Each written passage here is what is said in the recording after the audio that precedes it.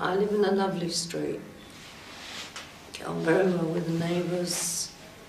My house is beautiful, it's all been adapted for my needs. I've got a through-the-floor lift, I've got a wet room. It's superb. So I don't want to have to move house because of this gang.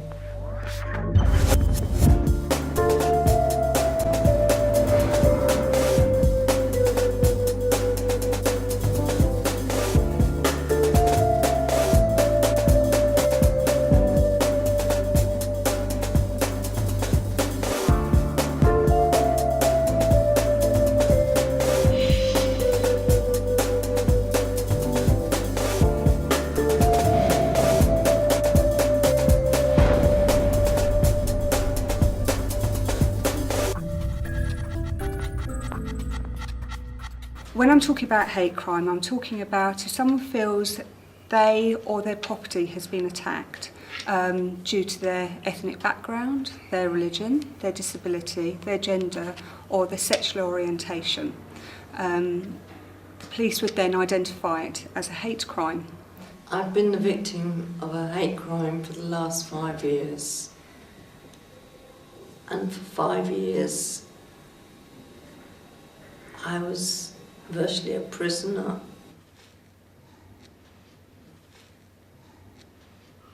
When I was passing, living on my own, the boys from a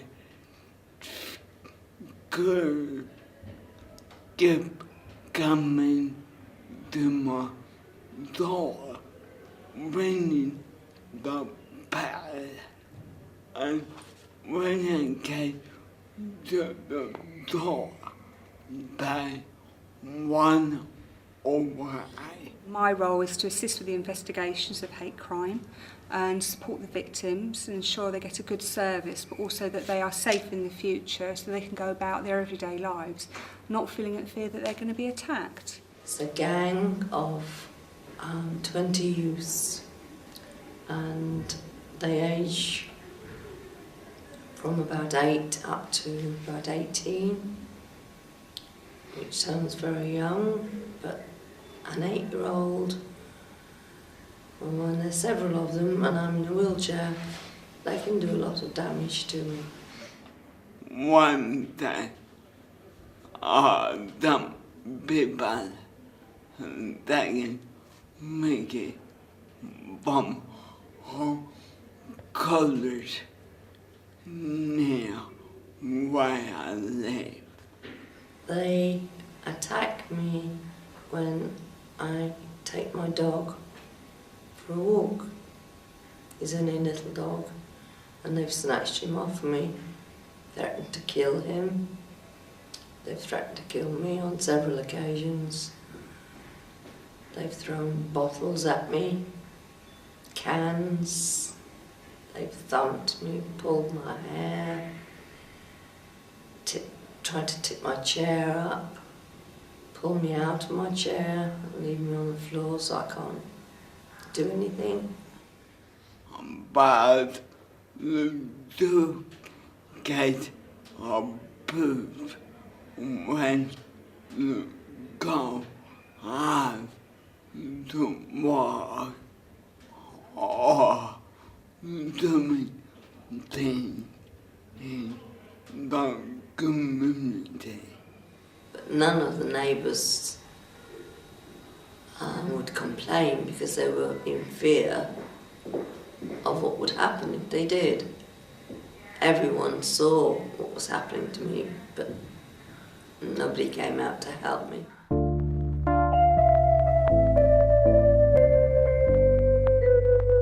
If we identify the person responsible, they may be arrested, which means they are going to be taken to the police station and they will be interviewed. Now, anyone over the age of 10 years of age can be arrested and go through the same process. If they are under the age of 17, it's absolutely guaranteed that their parents or their guardian will be informed that they've been arrested, and the process will go on from there. Youngsters, teenagers will use the excuse, I was only mucking about, I was drunk, I was on drugs, I was just having a laugh. With the court don't look at it like that.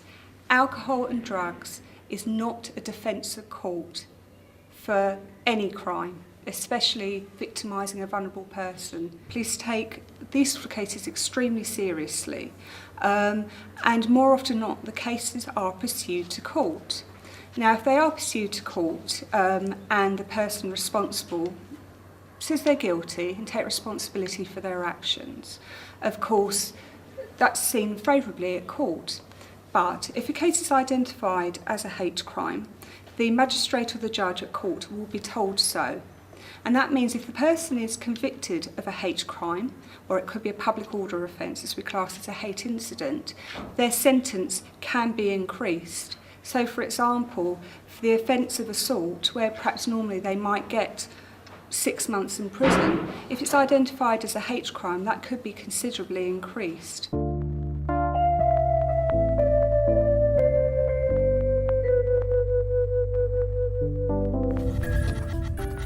That victim is very vulnerable and they've been targeted and bullied specifically because of that vulnerability.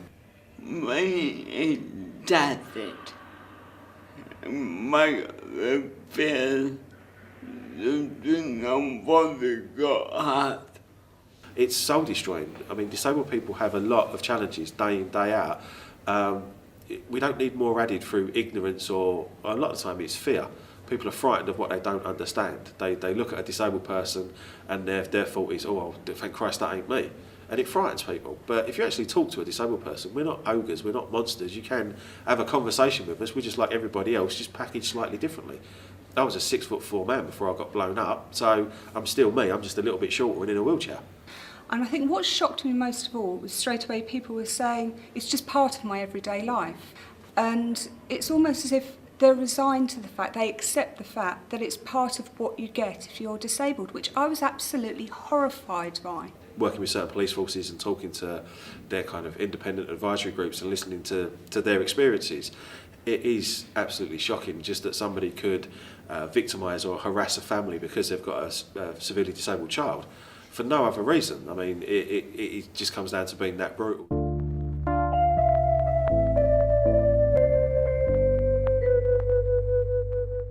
The youths got hold of some spray paint and they did some sexual graffiti on everybody's vehicle, ours included, and that was to pay me back. They told me that was to pay me back for calling the police.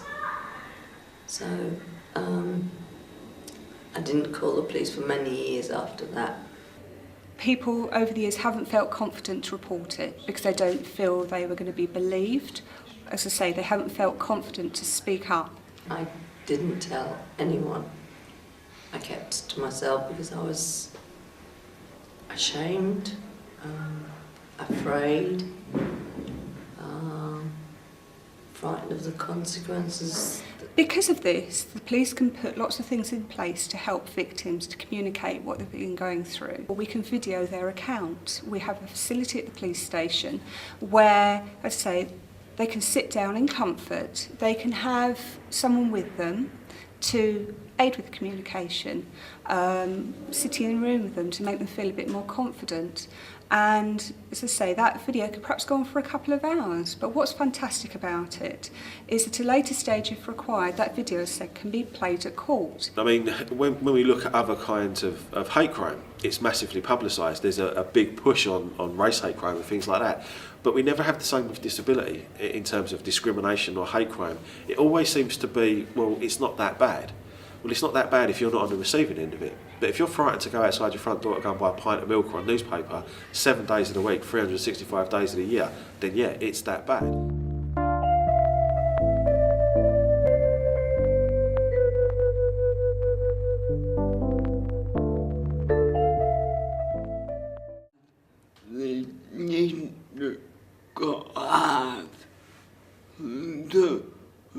To make people realize normal. Because people like us, we do jobs that we need to get to work. Willing to embrace that we're not all the same, and some of us have disabilities that make us look or sound a little bit different, but we're still people at the end of the day. We've still got the same right to be treated with respect and dignity as everybody else. It just seems to me that as a society we seem to think that once you've got a disability it's okay to treat you a little bit differently, to not show you the same respect and dignity we show other people. For the simple fact that you've got a hearing aid or you sit in a wheelchair or you walk with calipers, it's acceptable. It's just wrong.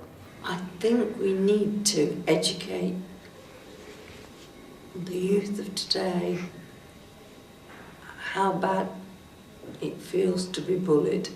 I do a lot of work in London. I spend a lot of time in central London. Very rarely do I see a disabled person in a wheelchair wheeling around London, whether it be a tourist, somebody visiting, or somebody suited and booted going to work.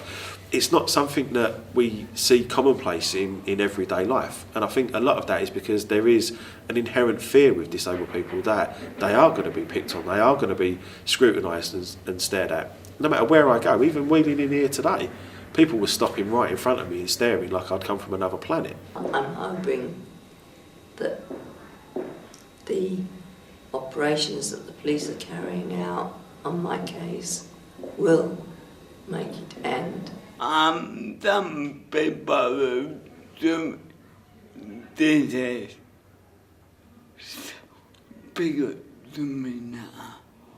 Wait on me when I got along no college and sometimes they speak to me now.